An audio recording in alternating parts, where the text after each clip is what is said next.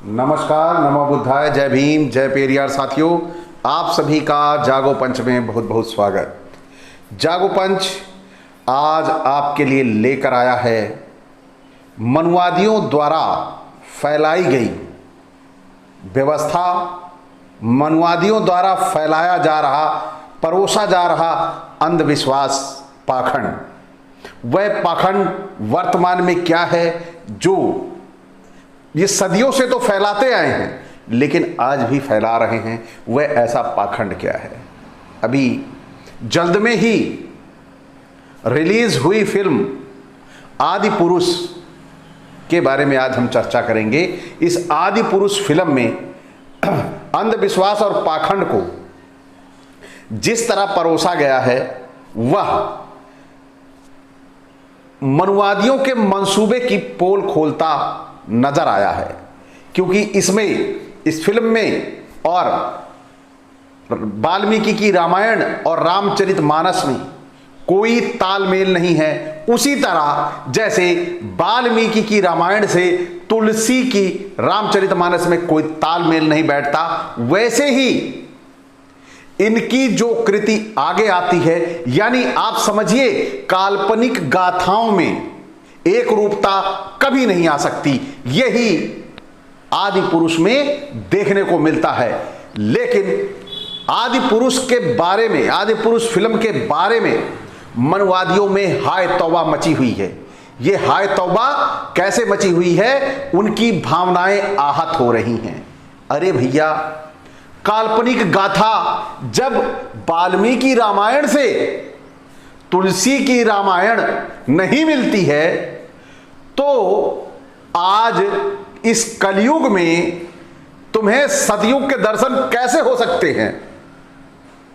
ये आदि पुरुष बता रही है। लेकिन हमारे ये भावना आहत गैंग वाले दौड़ते हैं। कैसे लोग, अगर हम आपत्ति जताएंगे तो आदि पुरुष लोग दौड़ के देखेंगे आखिर इसमें ऐसा क्या है जो ये मनुवादी लोग चिल्लपों मचाए पड़े हैं। मनुवादी लोगों का काम है चिल्लपों मचाकर जो कूड़े में जा रही होती है, डस्टबिन में जा रही होती है फिल्म, उसे हिट कराने का काम ये भावना आहत वाले गैंग वाले करते हैं। आइए साथियों, आज हम इस भावना आहत गैंग की जो फिल्म है आदि पुरुष, जिस पे ये हाय तौबा मचाए पड़े हैं कि यह उन्हें खराब लग रही है, लेकिन यह अपनी जगह बिल्कुल सही है। समय के अनुसार अगर इसमें बदलाव किया गया है तो उसी हिसाब से वाल्मीकि के बाद तुलसी ने भी बदलाव किया है। यह जग जाहिर है क्योंकि आपके सामने वो प्रमाण है। लेकिन यहां पर मजेदार बात क्या है? इस फिल्म में मजेदार बात क्या है जो अपने आप हंसने को मजबूर करती है, इनकी मानसिकता को दर्शाती है, इनके अंदर के डीएनए को दर्शाती है। इनका डीएनए वास्तव में है क्या?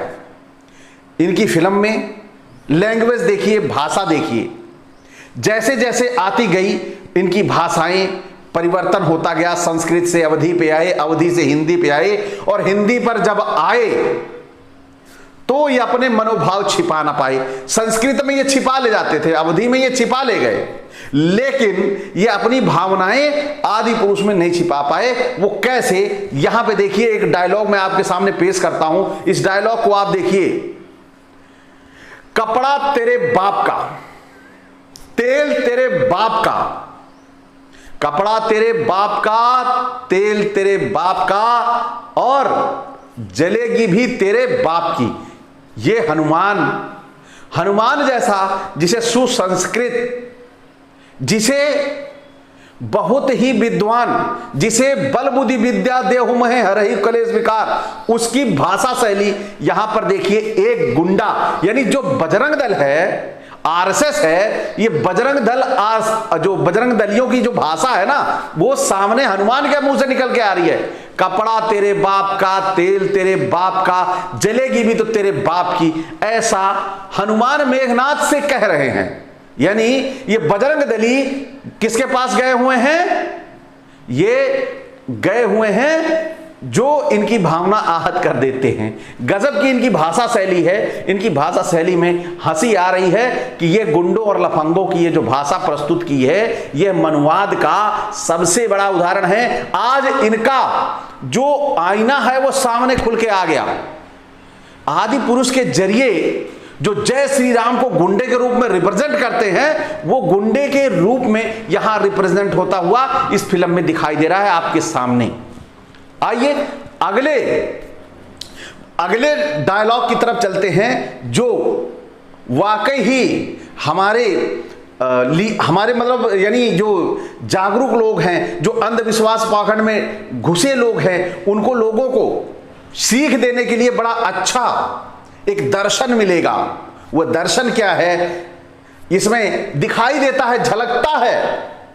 ये जो मनुवादी लोग हैं, इनकी भाषा शैली अब नहीं बदल सकती।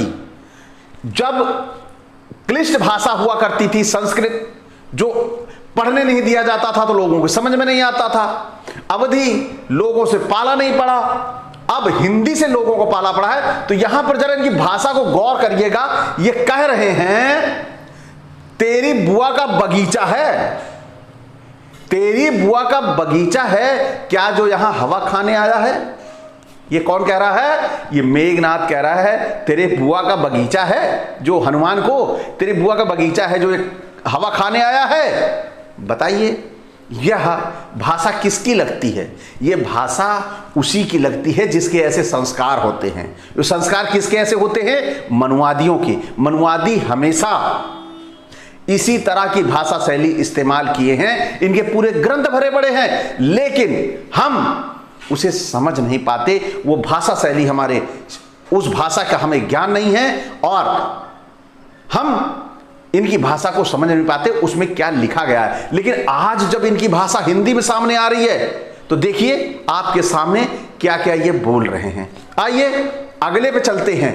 यही थमते नहीं हैं। अब ये क्या हनुमान कह रहे हैं? हनुमान क्या कह रहे हैं?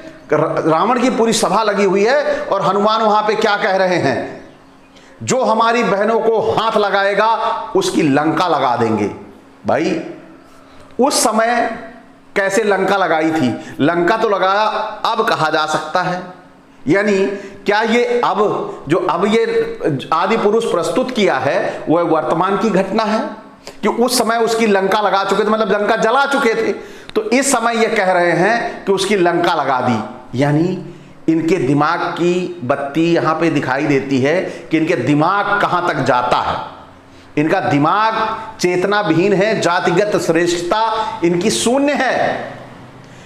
इनके अंदर खाली पौ पौ करने की प्रवृत्ति ज्यादा है, भौं भौं करने की प्रवृत्ति ज्यादा है। ये भौं भौं करके हर बातों को छिपाने का प्रयास करते हैं। और ये आज यहां पर आप सभी देख रहे हैं, आदि पुरुष पूरा का पूरा उदाहरण नहीं, आईना है रामायण और रामचरितमानस का। इसमें इनके गुंडत्व की, इसमें इनके जाहिल पने की झलक साफ साफ दिखाई देती है। आगे चलिए, यहीं पर नहीं फिल्म में चारों पूरा का पूरा ऐसा मसाला भर रखा है पूरी फिल्म में कि आप देखकर दंग रह जाएंगे कि इस फिल्म में क्या वाकई ही राम के कैरेक्टर ऐसे हुआ करते थे? तो राम के कैरेक्टर वास्तव में ऐसे हुआ करते थे, वही आदि पुरुष में दर्शाने का काम किया गया था। उसमें कुछ झूठ नहीं है। आइए अगले श्लोक से, मतलब अगले डायलॉग से आपको स्पष्ट हो जाएगा। यहां पर मेघनाथ कह रहा है, मेरे एक सपोले ने तुम्हारे शेष नाक को लंबा कर दिया। अभी तो पूरा पिटारा भरा है, अभी तो पूरा पिटारा भरा है। ये कब कहा? जब उन्होंने लक्ष्मण को अपने बाण से घायल कर दिया, मूर्छित कर दिया, तब बोला ऐसा तो मेरे पास बहुत पिटारा भरा पड़ा है। यहां मनुवाद की भाषा क्या होती है इस फिल्म ने स्पष्ट किया। और यह फिल्म साफ तौर पर स्पष्ट करती है, काल्पनिकता कभी एक रूप नहीं ले सकती, कल्पना कभी एक रूप नहीं ले सकती। कल्पना समयानुसार बदलती रहेगी।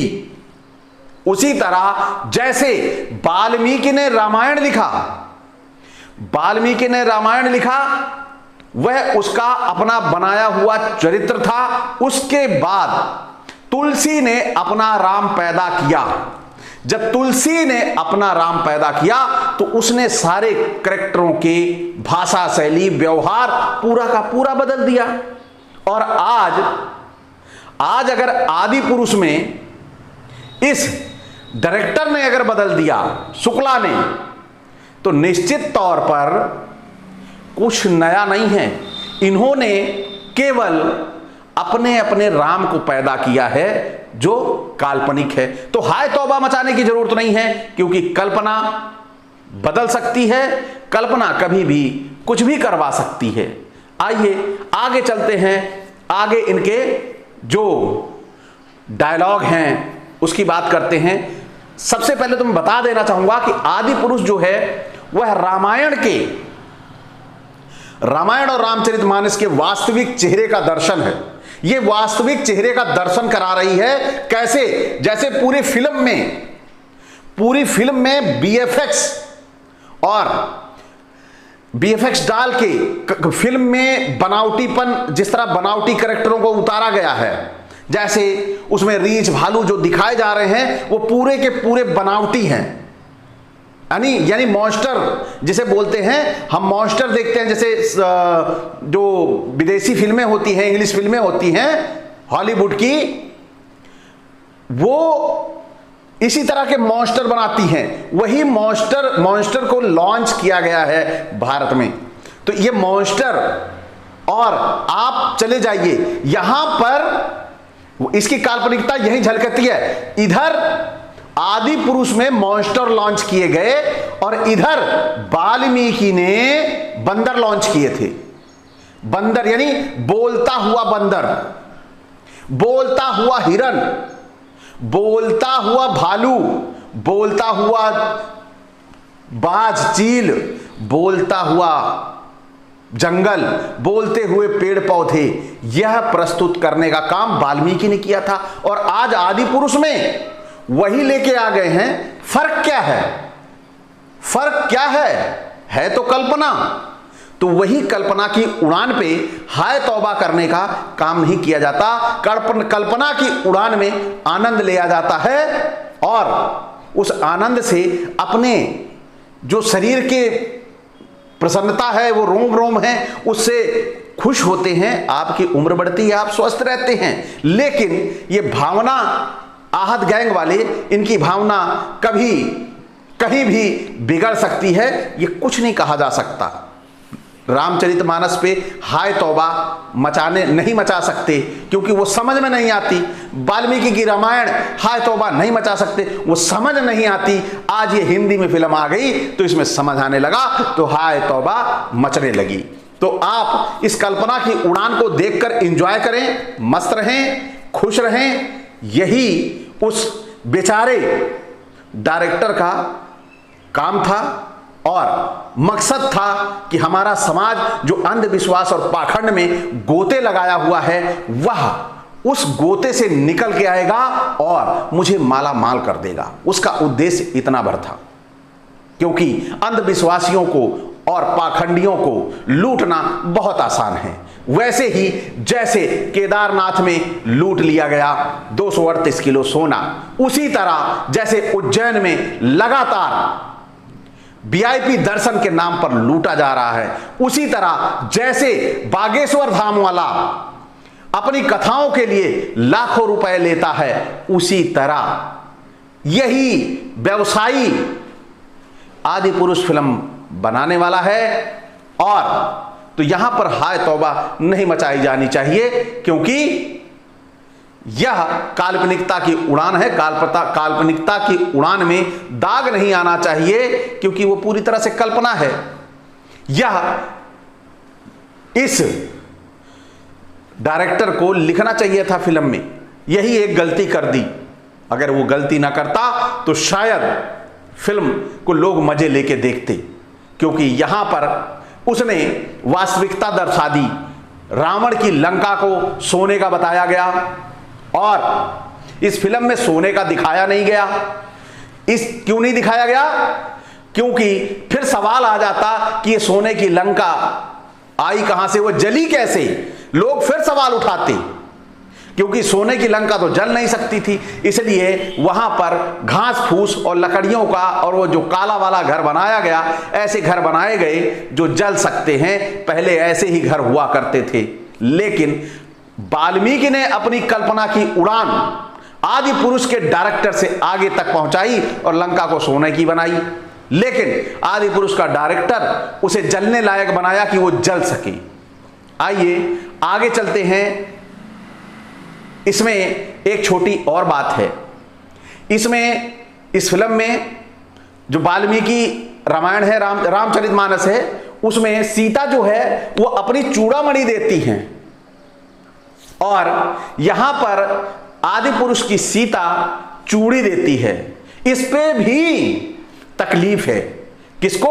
भावना आहत गैंग को, कि आखिर चूड़ी कैसे देती। फिर तकलीफ है भावना आहत गैंग को, सीता के वस्त्र किस रंग के पहना दिए, कैसे पहना दिए। भाई आपका बाप देखने गया था, इन्हीं की भाषा में, आपका बाप देखने गया था कि राम सीता कैसे कपड़े पहनते थे। आपका बाप देखने गया था कि रावण कैसे कपड़े पहनता था, कैसे बाल रखता था, दाढ़ी रखता था कि नहीं रखता था। आपका बाप देखने गया था क्या? आपका बाप सीता के साथ जंगल में टहला था क्या? तो साथियों, ये जो भावना आहत गैंग है, यह वास्तविकता को नहीं समझती, काल्पनिकता के समंदर में ये जो सांप प्रस्तुत किए जाते हैं, इसमें यह आस्था और विश्वास खोजने लगती है। भाई ये आस्था और विश्वास की चीजें नहीं हैं, ये मनोरंजन की चीजें हैं। देखो और मनोरंजन करो। तो आप बेहिचक इस अंधविश्वास और पाखंड के रूप में परोसी गई फिल्म का, जरूरी नहीं कि आप उसे देखने जाएं, अवॉइड कर दें, मत देखिए, नहीं देखिए, हाय तौबा, खत्म, फिल्म फ्लॉप हो जाएगी। भाई जब ये चिल्लाते हैं तो फिल्म की टिकट बिकती है। तो मुझे लगता है ये भावना आहत गैंग टुकड़ों पे पलती है, टुकड़ों पे पलती है। इन्हें कुछ टुकड़े फेंके जाते हैं और ये फिल्म के बारे में हाय तौबा मचाना शुरू कर देते हैं कि लोगों का ध्यान इस फिल्म की तरफ जाए, आकृष्ट हो। तो आप सभी जिसे लगता है कि फिल्म में कुछ गड़बड़ है, तो ये तो अंधविश्वास और पाखंड परोसा गया है, मत देखो, कहानी खत्म, हाय तौबा करने की कोई जरूरत नहीं। तो साथियों, आप सभी को आज का ये वीडियो कैसा लगा? आदि पुरुष, रामचरितमानस और वाल्मीकि की रामायण, ये तीनों अलग अलग पार्ट हैं और ये अलग अलग हमेशा रहेंगे। इसके बाद भी कोई राम के ऊपर फिल्म आएगी, वो भी अलग होगी, क्योंकि कल्पना कभी सटीक नहीं बैठती। तो आप सभी बेवजह परेशान या हलकान ना हो और किसी के बहकावे में ना आकर इस फिल्म के बारे में या कुछ ऐसे उपद्रव ना करें जिससे फिल्म का ही नाम हो और लोग अंधविश्वास और पाखंड को भागे भागे जाएं देखने। तो आप सभी से आग्रह कि आप सभी को ये वीडियो अच्छा लगा हो तो लाइक करें और जो नए साथी हैं वो सब्सक्राइब कर लें। बेल आइकन की घंटी जरूर दबा लें, जिससे हमारे अगले वीडियो का नोटिफिकेशन आप तक त्वरित गति से पहुंच जाए। इसी के साथ विदा चाहेंगे। नमस्कार।